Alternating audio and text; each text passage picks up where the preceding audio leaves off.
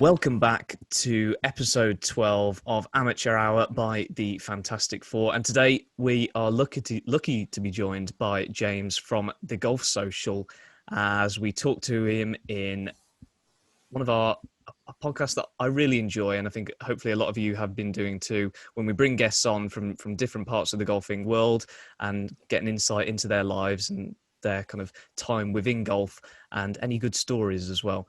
So, James, thank you for joining us. No problem. Superb. So we're going to get cracking straight into it. James, what is your story in golf? What's your story in general? And how did the Golf Social come about?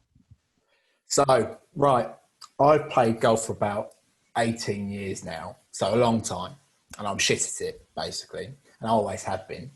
And it was kind of like, it was really weird. It was like one of those sports that you look at, nobody's ever going to fall into that. As a kid as well, as a kid, people used to play golf, used to get bullied a lot, basically where I at my school. So used to keep quiet about it. But it was really weird. Like at school, I actually got into golf through school. Like we had like an afternoon club, stuff like that, after school. And I remember my first club was like a 6-iron, this 6-iron, just a random club. Didn't have a fucking clue what they meant. Literally, I just went into Don A in like Freeport in Braintree, near where I live. Went in there and went, yeah, I'm going to take that club. And I was even a bigger twat because I had a right-handed glove, because I thought that was the normal thing to have a right-handed glove. So I turned up at this club with all these guys like age of 13, 14, who were playing off like 5, 6. And there I am in my twatty glove in my sports kit and just getting ripped to shreds straight from off. And that's when I fell in love with the game. Just literally hitting the ball on these fields, just trying to hit it. And yeah, it's really grown from that over the years. So when I was a junior, I was playing a lot. And then I turned 18. Alcohol came into my life. University came into my life. And that's when I kind of had a bit of a break. And I did all right as a kid. I got down to a handicap of like 12, 13. But it was never like to the standard of everyone else in the group. They're all playing off like 6, 5. And you're just sitting there thinking, I'm just the bloke who gets put in the last group, just to make up the numbers. And it still is like that now with all my mates, because they're all still playing off relatively low handicaps. I'm just there to make up the numbers and have a few beers. And so it's kind of went to university, and then I kind of picked up again, just like I was only playing like a couple of times a year, nothing major. And then I started doing the Golf Social pretty much just randomly. It was just one of those things where a mate of mine, Skibby, you've probably seen a few of our videos of him. Most of the time, he's the one that we laugh at. Right. Not because he's a bad golfer, but he's literally only started. But he always plays those shots, like the ones where he fats in the ditch, he tops it. It always seems to be him on camera doing it. So we just have to use him. That sounds familiar. Yeah, probably. Well, he does. I see it a lot. Yeah, especially in your videos. It's always seems to be one, like, looking at you mostly. But from my, like, Skibby he started playing about 20, when we first started doing this. So mid-2019, we both had a camera. We just started recording it, went down a par 3 course and played a bit. And it was kind of something that just randomly happened. Because I went through a bit of a stage, you find these YouTube series and binge. Like you've got your Rich Shields, who is all right. I quite enjoy his videos.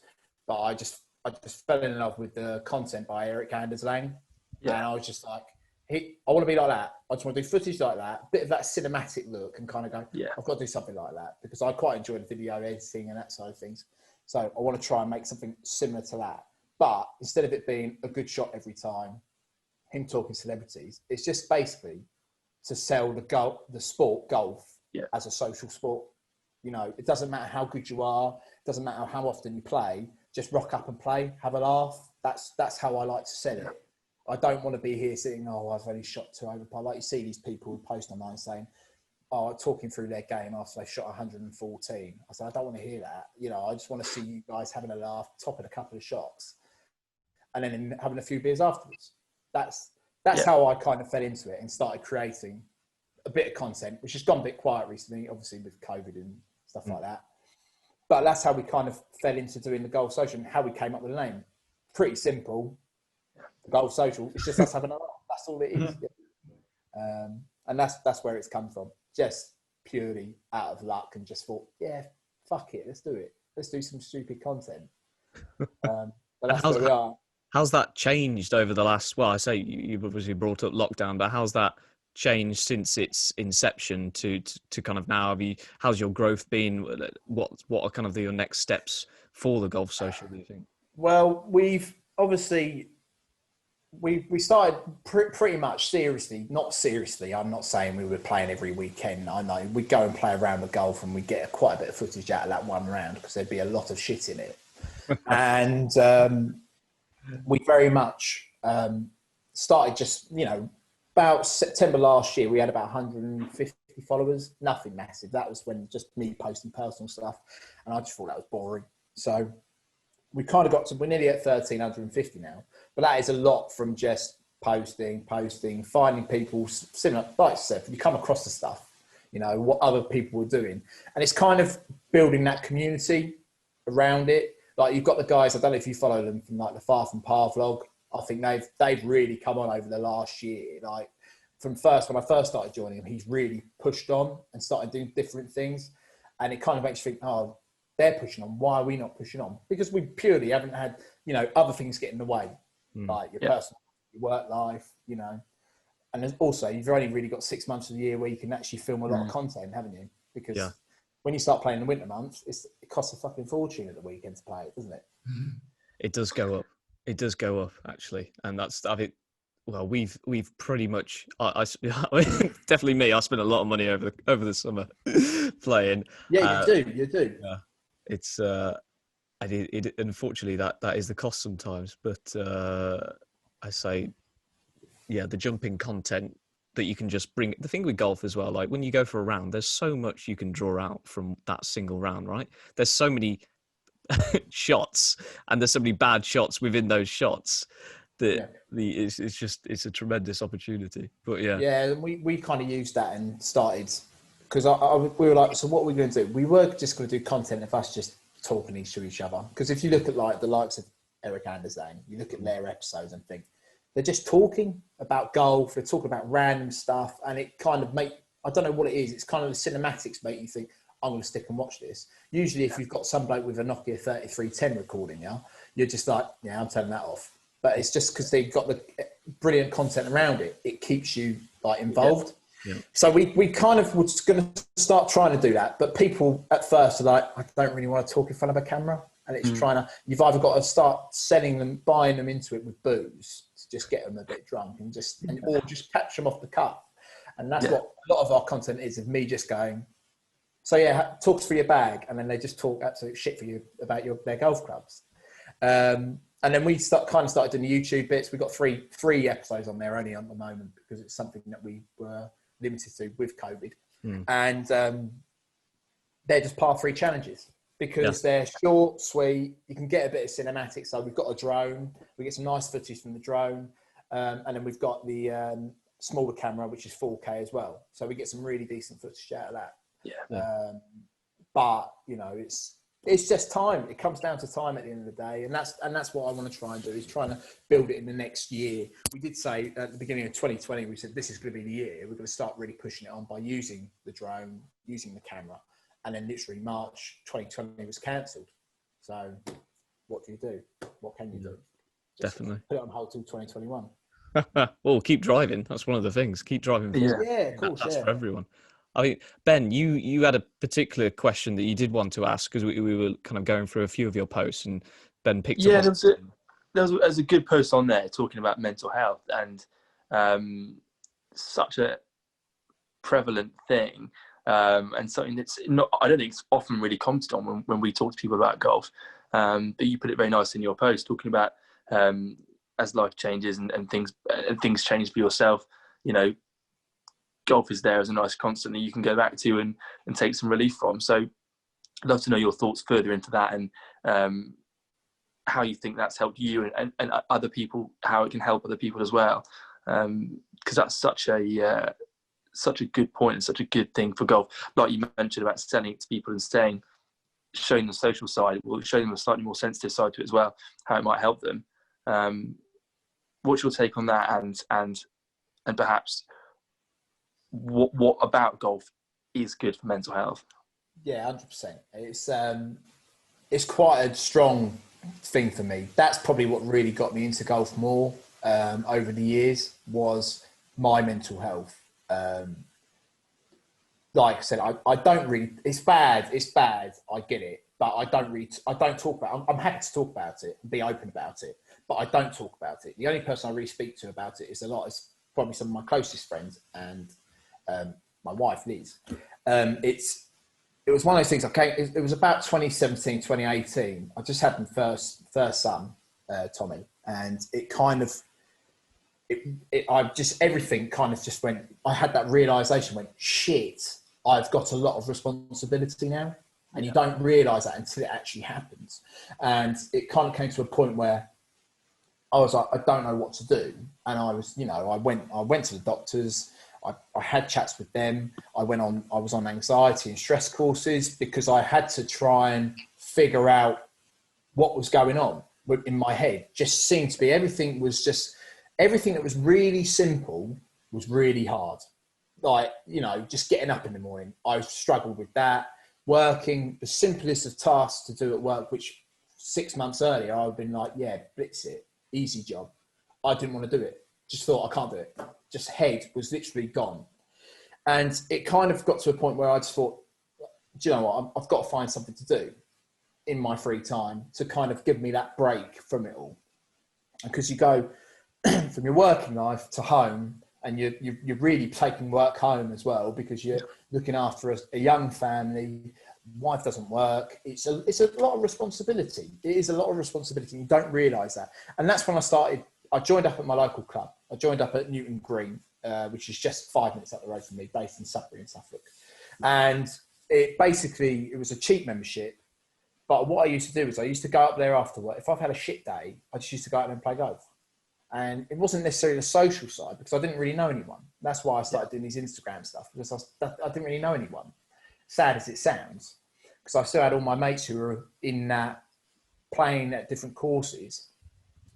And the reason why is it's just, golf's great because you go to the course, you have a walk, and you don't think about anything else. Yeah, like, I don't go up there, you don't go up and play golf and think about work, or think about what's going on at home, or think about the problems that you've got in your head. You kind of sit there and think, actually, I'm going to concentrate on my game here. And it's kind of a complete release from everything. And that's what's really helped me. And I think that was more than anything, the kind of what helped me a lot. Yeah, I still have bad days. I still have good days. It's all up and down. Yeah, people have it 100 times worse than me. I'm not trying to sit here saying, I'm really struggling. I'm not, because you teach yourself to balance it. It's very much like a game of golf, isn't it? You go to a situation, you have those real emotional highs, but then you go to those real emotional lows. So you'll go for, fucking hell, I made a birdie. And then you go and quadruple bogey the next hole, and you're just about to just chuck your clubs in the river, But it's controlling it. And it's very much the same in life. 1 minute you have a great day at work, the next day will be absolutely pony. And you just have to balance it, saying, God, I've had a shit week. But that's it, it's done now. It is very much, life is, as I like to see it, life is very much a game of golf. Just keep yourself strong. You have. That's the quote for you. It is, yeah. It's just, I just think it just helps you so much, just going for that walk and just clearing your head. Yeah, I completely agree. And I couldn't agree with you more on all of that. I mean, I think anything where you're in a position where you're almost isolated in what you're doing, and no matter what's going on, you can't fix it from the golf course. Like lots of other sports, it's the same. You can't fix it when you're in the middle of playing golf. So you're forced to switch off from that and focus on what you're doing. And like I say, I think golf is so hard that it does take a lot of your mind to focus on it, to try and do it a bit better. And that's such a good thing for stress. And I definitely helps me out and keeps me calm. And especially through lockdown too, golf has been one of the few sports everyone's been able to do. And I mean, the amount of people that must have, well, we know for a fact people have struggled through lockdown with that isolation and lack of contact, be able to go and play golf, use the outdoors, do something practical and helpful, and even with your friends as well. I mean, what a tool that is. And something that I don't think is mentioned probably enough when it comes to golf. A lot of the podcasts I listen to and things that I watch, it's not often mentioned, and it's such a big selling And that's point. why I'm really good to give it a plug. Is that the group the guy who does it, who's got it bang on, is called the Club Tools. He's got his mental health charity, and there's a lot of charities that they're going into a lot of clubs, and a lot of clubs are actually supporting them now as their sponsored charity for the year. And it just really shows how good golf is for your mental health, and it can be. And it's even come to a point where there was a guy I used to play golf with up at my club when I was a member, and he even said to me, he said the career he had was such a high stress career. He went to the doctor, said, "I'm really stressing out about this. I can't switch off. I don't know what to do. I think I'm going to basically, the amount of stress he's under, he'll probably kill him. It'll kill him." And the doctor said, "What do you enjoy?" He goes, "Oh, I don't mind playing golf." He goes, "Well, go and play golf." He said, literally, he didn't give him anything. He says, "Go and play golf and just switch off." And he said, he plays 3 times, 4 times a week now just to switch off. And he says it's done him the world of good. Yeah. No, it's a really valid point. Definitely the best thing, switching off. I found that as well. It takes you away to a different place, doesn't it? But on that point before, that thanks for telling us about your personal journey as well. But what would be your top tip? Obviously, you're a dad, 2 children. 1 at the moment. Got another one during January. Oh, congratulations! So, what would be your top tip to another man or a woman in similar position where they got children, you got young family, to get away onto the golf course? How do you plan your day or your time to spend on the golf course? It is time consuming. So what's your top tip to make that work? So what I used to do is, because obviously when you're a member somewhere, it's so easy to do it. If you're not a member, it is difficult. It is. I get that. And, even going to the range is better than nothing. Because you can go up to a range, walk up and play and hit 100 balls. Think about your swing, take your time over it. Doesn't do me any favours, but it'll probably do someone else favours. But, even if it is going to the range, make sure you slot yourself a time out, even if it's midweek, to split your week up. So I see it, if I could do it during the midweek, obviously we're not doing it at the moment. If you could do it during the midweek, you're kind of splitting your week up. That's how I like to see it. And if you're a member somewhere, what I love doing is, especially in the summer, is you log off your computer, get your golf clubs and go. And the great thing I really enjoyed about it, because my firstborn, Tommy, was, he must have been, when I joined up there, he'd just coming up to just over a year old. And I used to take him up there. Like I said, the stress is there, but you've still got the people around you that love you, but you're playing the sport that you love as well. And you can lock that away. And like I said, most of the stress is from work, and it will be for a large percentage of people. But even if people need a time away, taking even an hour and a half to just do 9 holes on a 7 o'clock at night in a July summer's night, it's beautiful. Wherever the course is, the course could be, Basildon, East London, out in the middle of nowhere, it would still be beautiful that time of night. And it just gives you that scenery, doesn't it? It gives you that break. And also, I just like to make clear, I have nothing against Basildon at all. Okay, just like to make that clear. So if you do put that in there, and I start getting death threats from people of Basildon, then let's put that caveat in there. We'll cut that bit out. Yeah, exactly. Just to reiterate what Ed says, thank you very much for sharing. I think we can all understand how tough sometimes that can be, just to be able to speak, and in many different ways it helps people as well to do so. So no, thank you very much for sharing. And I think you touched on the point there, I think, on a couple of things, that actually moving away from some of the stresses and you come to golf is having a level of presence in that present time. All you're thinking about is that golf shot, how I'm going to do this, how I'm going to do that, being present with yourself, there's a certain amount of self-awareness that arises at that point as well. And I think that's, you've highlighted some very valid points for probably a lot of people in the game, and hopefully outside of the game as well, who would want to bring up their playing of golf a bit more. So thank you for that. Is it all right if we jump on to the next question then? Yeah, fine. Yeah, no problem. Obviously, Ben's had enough. I apologise. I don't know where he's gone. If he's from Basildon, I can only apologise. I tend to have that effect of dropping myself in it. Like, honestly, I've got so many bad stories of me dropping myself in it. I thought he was going to say, my mum and dad are from Basildon. I'll be like, So you're golden. You're golden. Yeah, no, cool. Um, That's all right. That's fine. He'll be back, but we'll move on. So I suppose this next question is, and it's something you would have seen through social media and you would have come across, and it'll play into, I think, one of your posts about hoodies as well. We talked about hoodies and golfing attire a couple of weeks back on the podcast. So the evolution of golf in a post-COVID world, right? You would have seen how so many more people have been playing golf because partly that was one of the sports you could go and play, tennis and golf, which is fantastic. How do you think golf is going to move forwards now? And I say, I've already alluded to the point on golfing attire. Where do you think it needs to go over the next year or two to kind of hold on to the masses who've joined?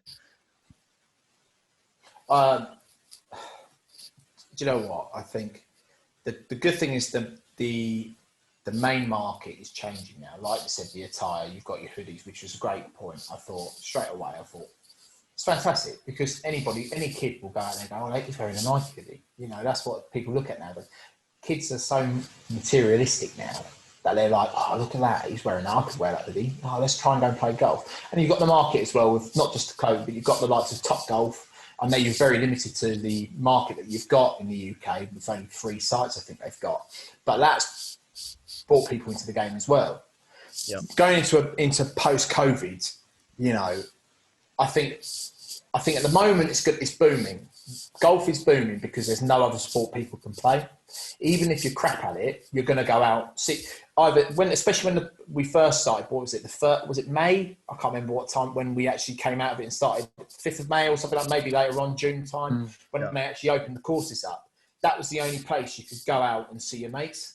That was it. So people were going to go, I need to get out of the house. Going to buy a set of golf clubs off of Facebook Market for £5 and just going to go and hit a golf ball.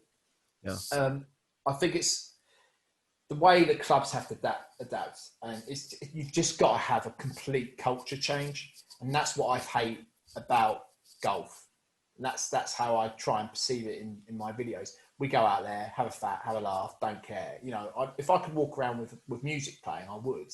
But I know straight away I'd get kicked off that golf course. You know, you've got to go in the States, haven't you? I'm not saying we should all follow what the States, especially, you know, with our video that we posted earlier with Mr. Trump in it. You shouldn't be following what he does, especially with the uproar I've got from that already. And it was very much, I think the culture is the bit I absolutely hate. You still got that older generation, not trying to pinpoint them, but they just bring the sport, they just bring it down to a bad level.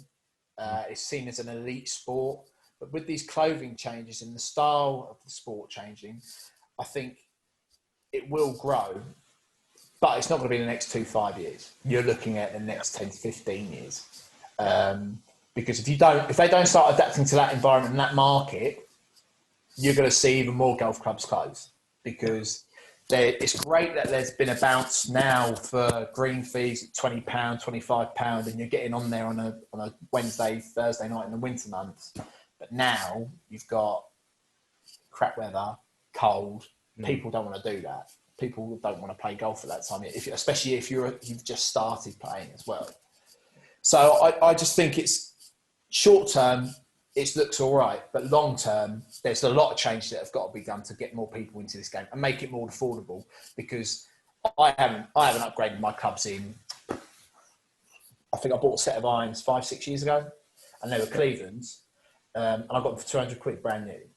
I wouldn't pay anything over the top. Like I see guys go up there who have a new set of clubs every week. You know, it just doesn't make sense to me. You need to make it affordable to the masses, not just a small majority of people who tend to be the older generation and have a bit more money than the rest of us and disposable income. Yeah. So you've really got to try and actually adapt to the masses, which golf has never done. Golf has literally just used its small market share, charge more to make their profits. And I think that you're not going to see anything change overnight. Yeah, you're going to see a bit of an increase in sales in the next 2-3 years, especially if COVID's going to be around for that time, which is what they're talking about. But they're going to have to do the mass changes over the next 10 to 15 years. Otherwise, we could be sitting here in 10, 15 years time and talk about, say, do you remember that game we used to play, golf? Or you've got your number of courses. Like you used to have so many courses around in this area. Now they just, started to deplete, and I've only got a selection of 5 golf courses really within a 15-mile radius, probably. Yeah. And it's very limited, but that's it. That's the sport. If you don't adapt, you get left behind, don't you? I think we mentioned this in a previous podcast. Was we realised that the changes you're talking about, they're not drastic. They're fairly subtle, uncostly changes that could really help people out. Just subtle initiatives to help to encourage people to join golf clubs. I think junior fees, a lot of course, for mine, for example, is a junior. I think 21 to 25, you get a certain band, and that's still really affordable. It's sort of student aid, that kind of thing. And then, but as they do that, why not add in a few deals? Like if you haven't got golf clubs, they don't think about that. How many people are going to think, I'd love to join a golf course? Well, I haven't got any golf clubs. That's going to cost me up 500 quid to £1,000. Not going to bother. Why not say you can borrow clubs for free if you come and play, or for a couple of months you can borrow clubs for free, things like that, or throwing in a free lesson when you join, so that people who aren't as confident in their game can feel comfortable to go and play a full 18 course or whatever. And they're not big things. They're things that are so doable. And it's like you say, that stubbornness and reluctance to budge on tradition and what they've been doing for the last probably 50 years, however long these people who are running them have been running them. So it's attainable. People have just got to start thinking outside the box, I think. This is something you brought up the other week, wasn't it, Ben? That, you don't see anything like, you look at like football or tennis and stuff, you have like starter sessions, don't you, where people can come along, they don't even need to bring a racket or a football, and they just come and try it. There's nothing in golf for that. Like the only way you start is if you go out and buy an extortionate like price of buying golf clubs. You have to get all the like your trousers and the clothing and put people off as well, and it's just not like having an open evening in a golf where someone can come and try swinging a golf club for the first time. I don't think it's ever been done. To be fair, like I agree with you on my point of view. Is the point that they've got at the moment is they're really keen on driving and getting juniors to join.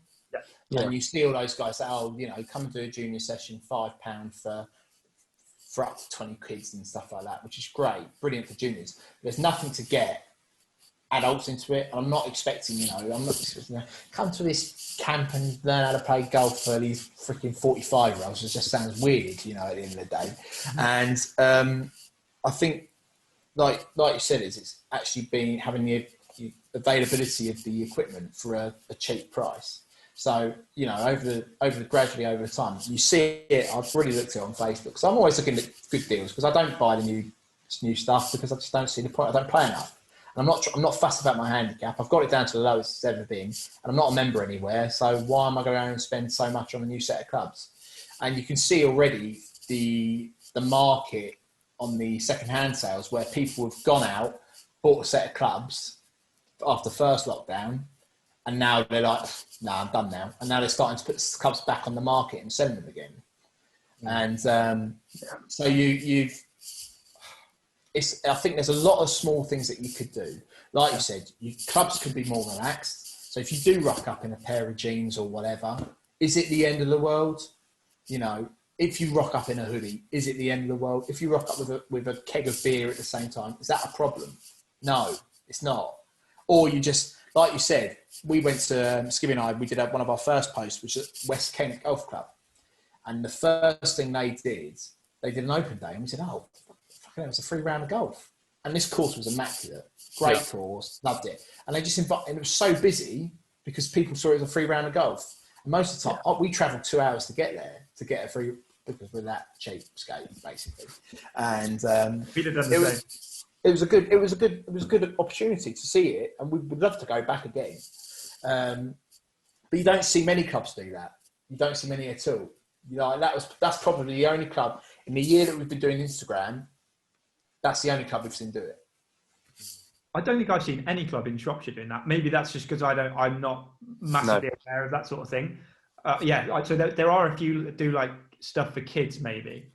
But even that's like small time. But yeah, like you say, that's what I was alluding to, is that the adult side of things is just nothing. And like I say, like tennis, like kids, I was just thinking before that like kids can rock, they do whole terms of sessions for kids where the kids can rock up and none of them need to bring a racket at all for the whole like from September to December. They can try tennis, come, and they don't need to bring a racket, ball, nothing.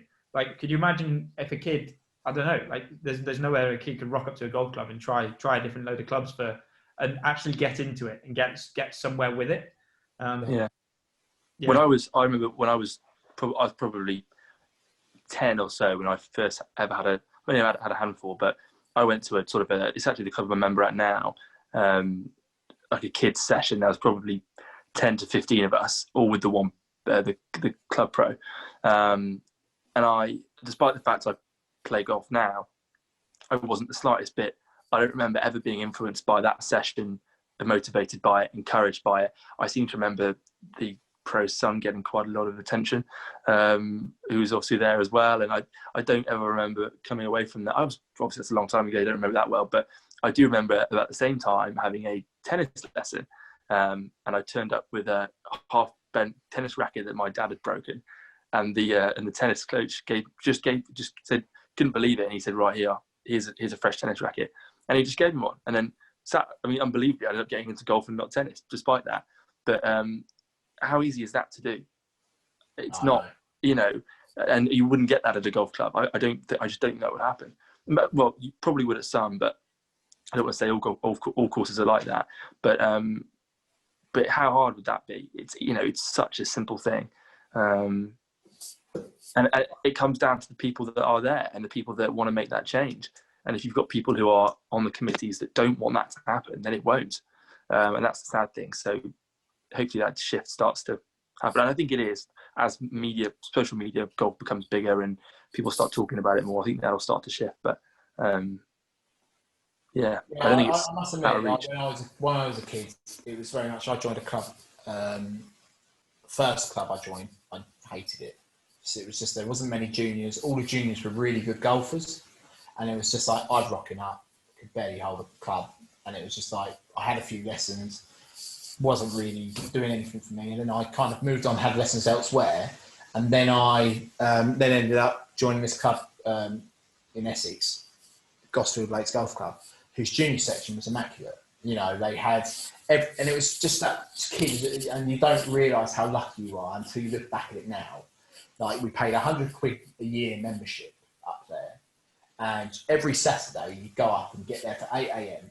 You'd have 2 hours practicing with your mates. You'd have 10 o'clock, you have a group lesson with the pro. And then you'd have an hour to have breakfast. And then you'd have a competition. And then you'd finish at about 5 o'clock on the Saturday evening. And it was just like, that was just a regular thing. But the lessons were £2.50. You used to put your £2.50 in, that was it. It was accessible. Mm-hmm. Where now, I'm looking at Lee and going, it's £35 for half an hour. I get people have to make a living. Don't get me wrong. I understand people have to make a living. But if you were struggling to get people in at half an hour for 35, why not do a group session of six or seven adults? I know you're going to struggle with COVID at the moment, but 6 or 7 adults at £15 each. You've made your money and you've only taken up half an hour at a time. And just change little bits every week. That's it. Just to get people interested in the sport instead of thinking I have to do all this and all that. So that's good. It's a topic that we could go on for years about as well, and it's going to be something that's going to be pertinent over, say, the coming years. And I'm sure we'll bring it up on future podcasts, and no doubt you'll be discussing it with your viewers as well. So it's a fascinating thing to do. But we're going to end now, and we're going to jump. Well, we're back with James. Thank you again for joining us. And we're going to head over now to Mr. Benjamin Daly, the butcher, to deliver our quick fire round that sums up our guest interviews. So Ben, take it away. Hit us with. Yeah, no problem. So we've done this a few times now, and it's produced some pretty good answers. So we'll see how we get on. So a couple of quick fire questions for you, James. Just whatever comes to your mind. Go for it. The first one, the best golf tip you've ever heard, you've ever been told, ever read, whatever it is. It's all in the hips. All in the hips. All in the hips. I said for golf, not dancing. Yeah, and that. Or anything else. Yeah, that's a good one. Wait, you didn't get that from Happy Gilmore, did you? Of course it did, yeah. It's all in the hips. It's all in the hips, that's it. Perfect. Superb. Perfect. This is the quick fire we want. This is good. Number 2, the best place you've ever played golf. Oh shit. I'd say controversially, I'd say Turnberry. Ooh. Oh, beautiful. Yeah. Nothing controversial about that. Beautiful golf course. Fantastic. When did you play there? Recently or a couple? No, I was probably 16, 17, I think, when we played there. And it's like, honestly, it was the closest I ever came to a hole in one as well. Really? Literally, like it stopped there. That would have been it. Done.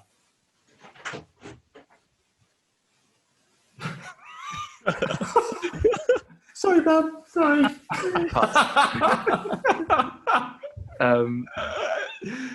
Joe, yeah, I guess you have to get some editing skills going on that one. No, keep that in there. Keep that one in there. Keep that in there. I'll be quiet, promise. I'll be quiet. Go away. Number 3, the place you most want to play. It's a bit of a random one, but Sheringham on the Norfolk coast. Always wanted to play there, and it looks immaculate. Why is that? Yeah, it's links. It's just honestly, I don't know. It's just it looks like a proper links golf course. You know, I know you've got the likes of like Turnberry and stuff like that, and but it just looks so challenging, and it just looks immaculate. There's a couple. There's like you've got Aldborough as well, which is Suffolk coast. There's so many. Gorgeous part of the country. Yeah, lucky it's on my doorstep, so it's good. Suffolk's gorgeous. Absolutely gorgeous. Beautiful. Like a different answer. It's good to hear one that isn't Augusta. That's a good. Did I want to get in Augusta? There we go. Right, next one up. So this is a good one. It's probably our favourite question. Your dream 4-ball, dead or alive, golf, not golf, whatever it is. Okay, all right. Dream 4-ball. That's a good question. I'm going to go with. Obviously, you're going to have Tiger Woods in there. Okay, cool. Oh, you've got to have Tiger Woods in there because it's just. Well, actually, I don't know because he just seems a bit. Oh yeah. You know, he's just one of those guys. If you want to have a conversation with him, you've got no chance. Eric Anders Lang, love to have a round of golf with him.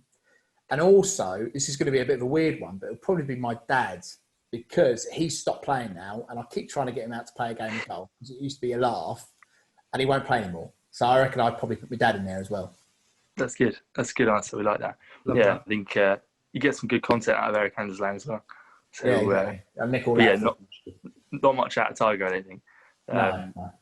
I think at the Masters this week, the amateur that played with him in the first round said that he came up and was particularly friendly, which surprised me. I thought he'd be laser, but there you go. Maybe he's got a bit of a soul somewhere. Yeah, probably somewhere in there. But okay, last one.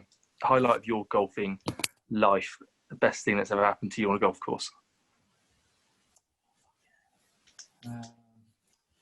Best thing. The highlight. Really, what stands out. that's the thing. I'm not going to lie. I've never had a big career high. I'm not calling it a career because it's not really a career because I'm shit at it. But you know when you have that moment, you go, "Oh, I remember that." But I think that's really hard. That is really. I know it's quick fire, but it's really hard. No, think about it. This is a good point for me to bring up that I hold out from 180 yards and made an eagle par 4. Just this is the kind of standard we're talking about. That's the level. I don't even think I've done any of that. I'm just a particularly average golfer. The only thing is going back to Turnberry. I know I'll keep talking about this. This is the part of the joke. I always talk about it.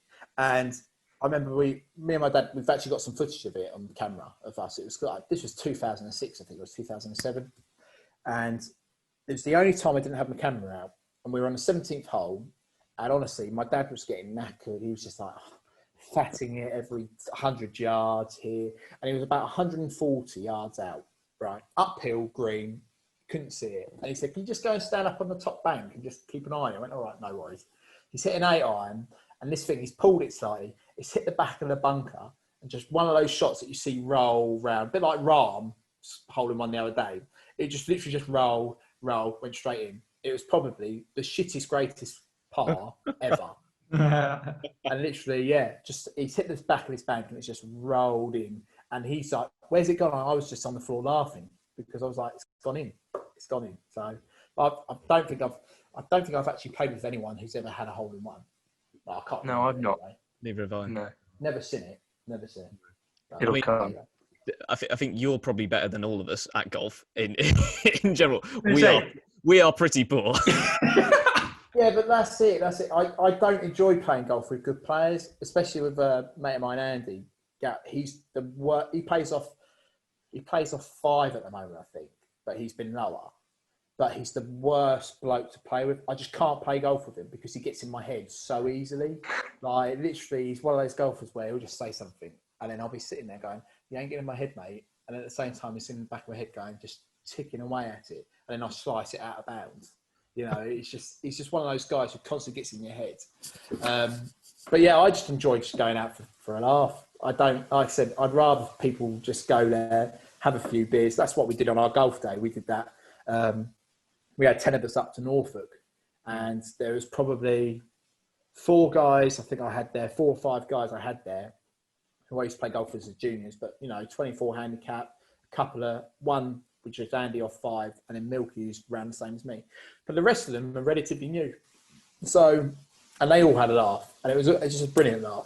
And even with the standing of golf, you just can't complain. Like, if you do top a couple of shots, you do laugh at them, but you laugh at yourself as well. Like, that's all I can do. I don't want to be one of those guys who, I used to be that guy who, if I hit a shit shot, I'd throw my club. I used to be that guy. I'm not that anymore. Just, what's the point? What is the point? You're not winning anything out of it, are you? So, I've never deliberately thrown one, but a few might have slipped out on accident. yeah. Do you know what? Actually, there was one thing that top 5 that you remember. I've only ever snapped 1 golf club in my life. Actually, shit, I've snapped 2. One was when I was playing. I've hit a different club, and I hit a shit shot when I was a junior, and I hit the bottom of my. I had my 5-wood in my hand, and I hit the bottom of my golf bag, and the club head of my 9-iron just fell off. It literally just fell like this. Yeah, gone, fucked. And then the next one was up at another golf course. It was like a corporate day, and we had this guy. I can't remember his name, but he does golf trick shots, and he's the pro up there at Hintlesham Golf Club. And he was doing this thing where you put the golf ball down the gutter, the rain pipe, the down pipe, and it'd pop up the end, and he'd hit it. Like, literally get the timing right, hit a decent drive down the middle. He said, right, who wants to go? So I said, okay, I'll have a go. And he said, you've got to use your own driver though. So when I got me Cobra Z, SZ, whatever, and Bryson.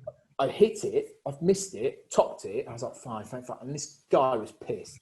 Never met him before in my life. Went, mate, let me have a go. Go on, let me have a fucking go. Come on. So he's grabbed this club. First 2, he's missed it completely. Next one, he's creamed it. But the problem was that the ball had gone and the club head went with it. Oh, and literally snapped my Cobra driver. I was fucking fuming. And luckily the guy, like, we worked with like the company that did it, and he gave me £100 voucher. But literally I was gutted. I was sitting like, what's he done? Literally my club head was halfway down this fairway. Oh yeah. I've had a mate snap my last one in my car door. That wasn't great, but I was due an upgrade anyway. So there you go. Snaps it in your car door. Yeah, he thought it was a good idea to take the club out, have a bit of a swing with it, chuck it back in the car, not properly, shut the door. Next thing you know, it's into. The best thing I ever saw was my mate, who I think he'd hooked 2 out of bounds. Walked up to there was crap clubs, crap bag. Walked up to his bag, absolutely just swiped the left leg off the golf bag. It went flying, and somehow the bag was still stood up because it dug into the mud. And he was hacking away at this second leg, and it wouldn't break, and he was going, and he couldn't get it to break. And it wasn't until my mate reminded him of his ex-girlfriend's new boyfriend, and he said his name, and the club bent, and the bag went in half. And he was dragging it around that was only about 2 holes in. He was dragging it around for the rest of the day. It's fantastic. Yeah. He doesn't play golf anymore. No, well, I'm not surprised. There's plenty of ones like that. Like, I think when I was a junior playing, this guy rocked up, and I'm not going to name names, but this guy rocks up. He had like the motor caddy push trolley, the motor caddy bag. He had like brand new set of clubs, and you're like, you twat. Like, you just think that, don't you? You just think you're a twat, mate. Like, especially me, I've seen you swing, you know. And this guy's rocked up, and on the third hole at Gosfield, he hit his shot, but he didn't put his trolley on the lock. He didn't lock the wheels.